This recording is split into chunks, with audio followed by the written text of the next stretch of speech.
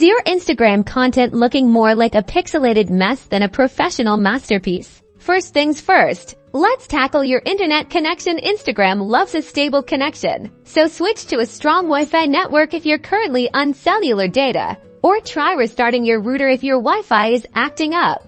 Head into your Instagram settings, next tap the three lines in the top right corner of your profile, then go to settings, then account, and finally, cellular data use. Make sure data saver is toggled off. This setting compresses your uploads to save data, but it also drastically reduces quality.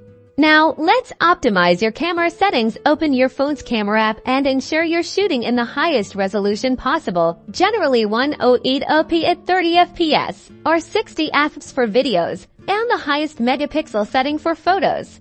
Make sure your Instagram app is up to date. Outdated versions can sometimes have bugs that affect upload quality. Head to the App Store or Google Play Store and check for any available updates. Finally, give your phone a good old restart. This clears the cache and can resolve temporary glitches that might be affecting your uploads. By following these simple steps, you can banish blurry Instagram content and finally share your creations in all their high-definition glory.